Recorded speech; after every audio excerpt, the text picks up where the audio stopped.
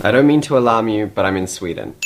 I also don't mean to alarm you, but I got my wisdom teeth out literally 2 months ago, and then the other day my mouth started hurting, and now my face is fat again. So I don't know if I need to see a doctor or what, but I'm just kind of rolling with it for a while. I think I look cute. Love the skin you're in. Before we start the awkward conversation, can we talk about this cute varsity jacket that I got from a vintage store in Berlin? It belonged to a girl called Katie. A little bit creepy. I haven't washed it yet, so it probably still smells like her. Sup, Katie? Are you dead now? How old is this? I don't know. Vintage shopping. Alright, today is a very special day, you guys. It's time for another episode of Awkward Conversations with Troye. I don't know why I always sing the jingle when the jingle hasn't happened yet. Roll the jingle intro.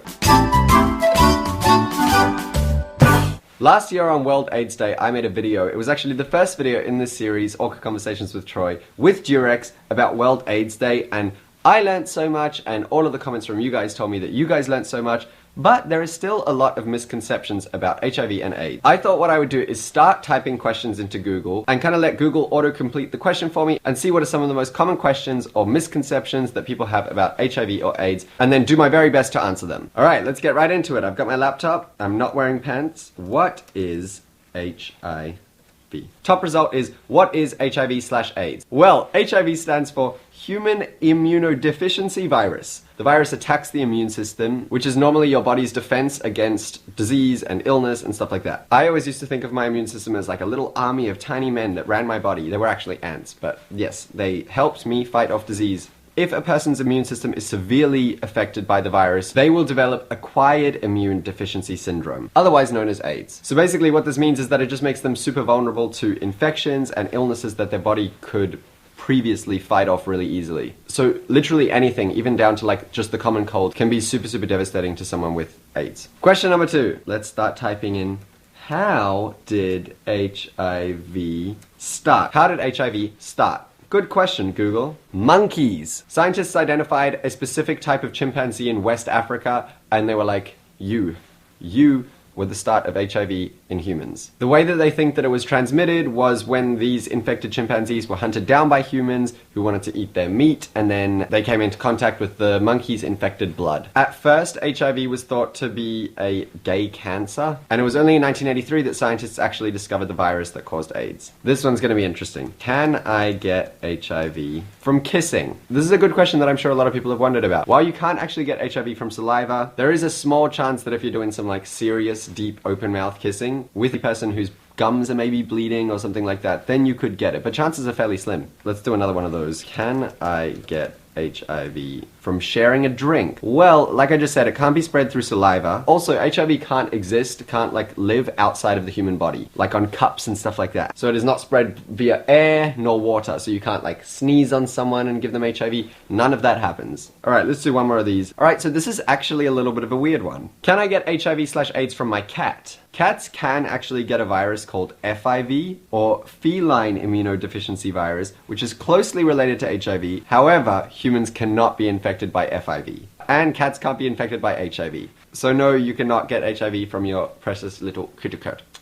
Can I get AIDS if I wear a condom? I can't remember if I went over this last year, but I went and spoke to the guys at Durex about this, figuring that a lot of people would have this question still, and that they would be experts in the matter. Basically, it comes down to this. Condoms are super important in preventing the spread of HIV and AIDS. When you use them properly, consistently, and correctly, they are very effective in preventing HIV. They are one of the best forms of protection out there, and if you add other prevention methods, you can reduce your risk even further. Let's start one with, do condoms? Do condoms expire? That's an interesting one. If you take a look at any Durex condom box, you will see that there is in fact an expiration date. Sort of like milk or cans of tuna, except they're condoms. Basically what happens is both lubricated and unlubricated condoms start to kind of lose their strength and flexibility, and then are more likely to break. So the rule is, yes, condoms do expire, and no, you should never use an expired condom as a way to protect yourself against HIV or AIDS, or pregnancy, or other STIs, or anything else for that matter. Let me start with a new sentence. Is it easier to get HIV if you are gay? Good question. This is about to get really graphic, I'm sorry. It is riskier to do certain sexual acts. For example, anal sex is a riskier sexual practice than vaginal sex. Combine this with the fact that gay and bi guys are probably a little bit more likely to have anal sex than straight guys.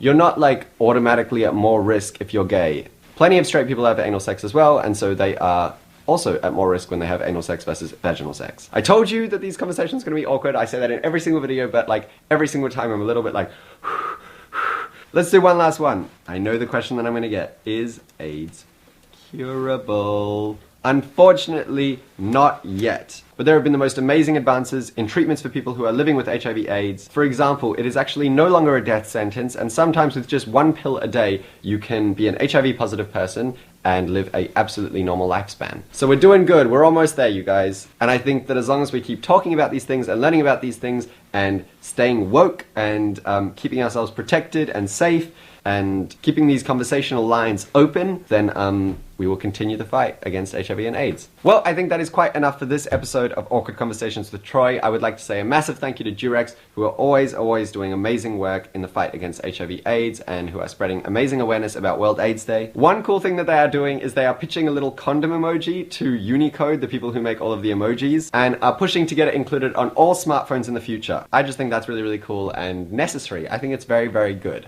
I would use it.